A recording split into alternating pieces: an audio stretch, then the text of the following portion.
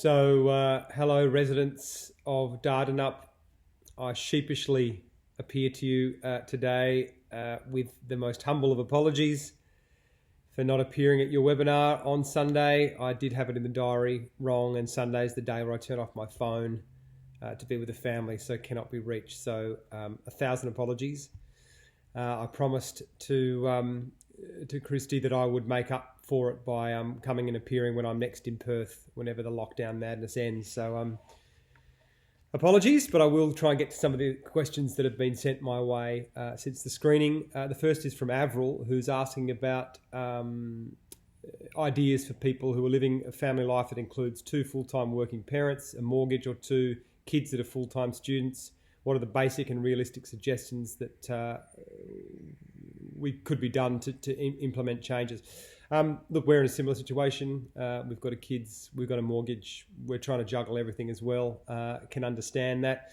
The simplest things we can do is what I talk about is looking after our own infrastructure. That your energy is the first one. There are so many companies now, whether you can get solar panels or not yourself, but there are so many companies now that provide or source their energy just from renewables or solar energy companies. I'm not sure what the ones are in WA, but they're not that hard to find. There's a few good websites there that wouldn't take too long if you Googled.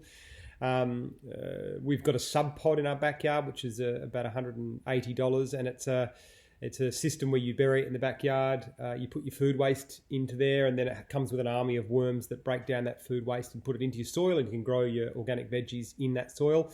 Because really food waste is a huge emitter. It's if it was a country, it would be the 3rd biggest emitter of greenhouse gases. It's about 8% globally. So every time we throw that food waste into landfill, it's emitting methane, which is doing a lot of damage. So if you can reuse those materials and turn it into soil, that's a great win. So they're 2 very simple things. Our households already switched to Ecosia, which is a search engine like Google, but they use the revenue they create off our data, they use to plant trees around the world. They've planted 90 billion trees around the world, and that's called Ecosia, ECOSIA.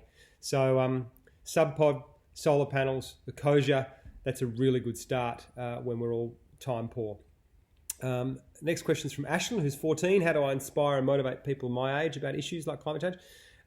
Thank you, Ashlyn. So it is encouraging to see how many kids your age are inspired by this topic and are taking action. And I think that's growing more and more.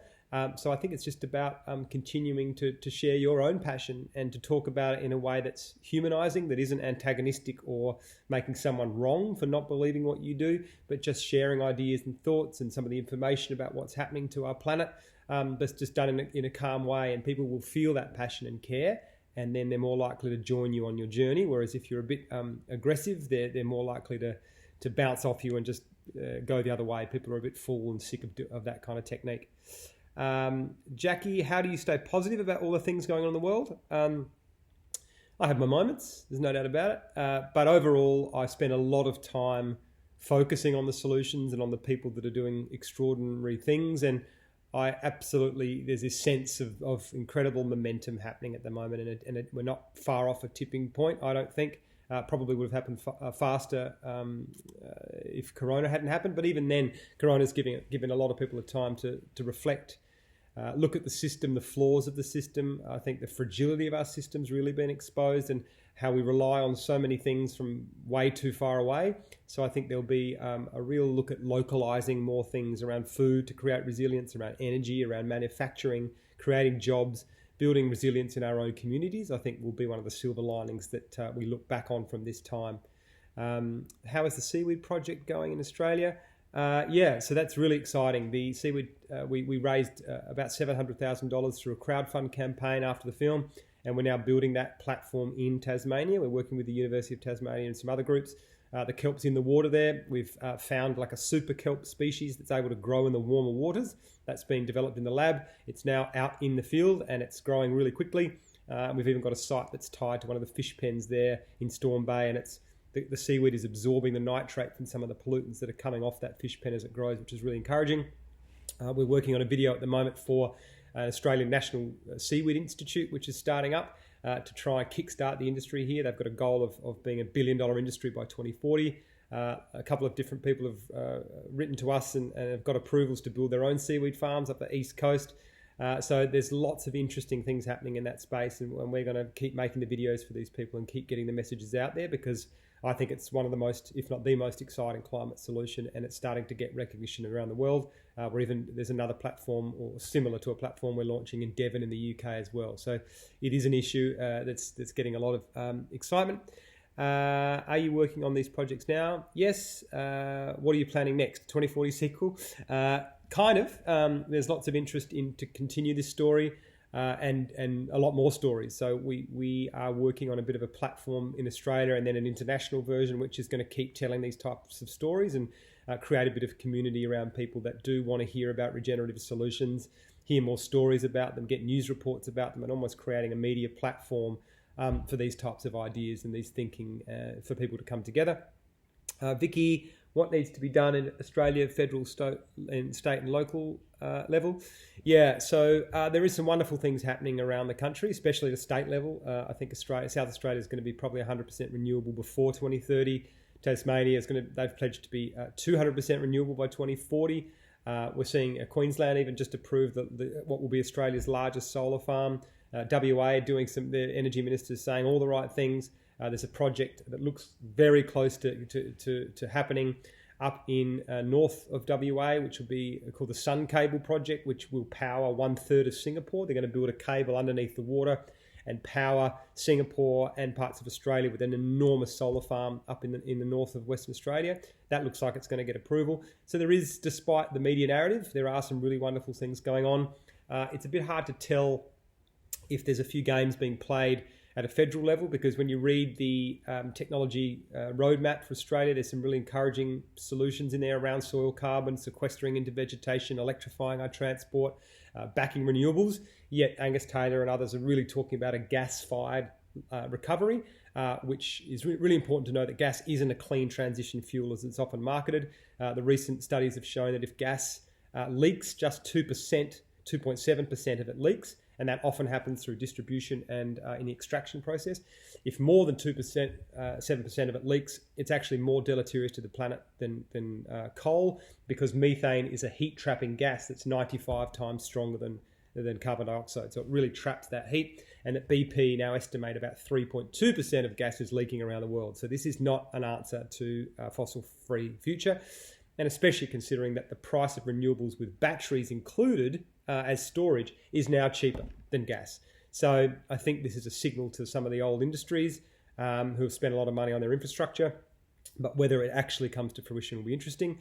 So fingers crossed for the next 3 months, because the decisions we make in the next few months, especially as we reinvest and stimulate the economy again, will be felt for decades to come. So let's just hope it's the right investments. Sometimes it feels like the small things we try to do as individuals to live green can feel insignificant when compared to big impacts on the industry. How do us little fish affect meaningful change? Yep, I know that feeling. It's really important that we understand both of them matter. We need huge policy and large-scale industry changes. There's no doubt about that, and we need to do it sooner rather than later.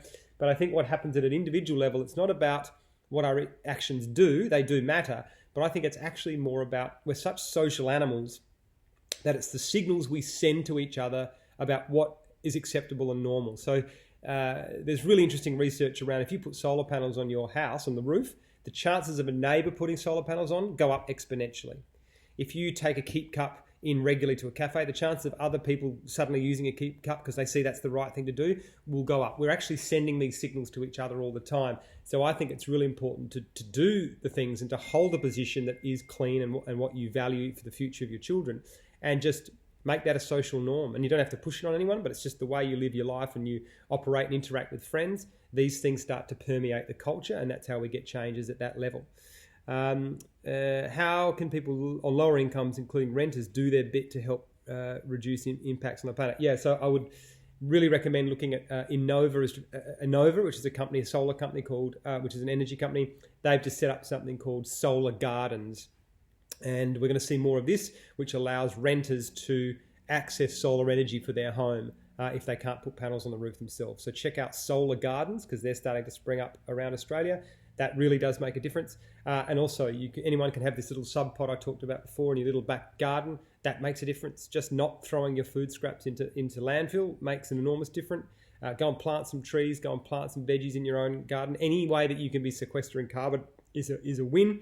And also just so, again, look after that key infrastructure. How you're getting your food, those choices really matter. How you getting your transport, that really matters. And how you providing your energy for your house. Those three things really are the major contributors to our problems. So if you can do your best in those three areas, you'll be making a wonderful contribution to the planet. I hope that was helpful. It would have been better to do it on Sunday night and interact more. I do apologise, but I look forward, as promised, to seeing you all very soon when I get to head west once this curfew is lifted. So apologies again, and thanks for taking the time to show the film. Cheers.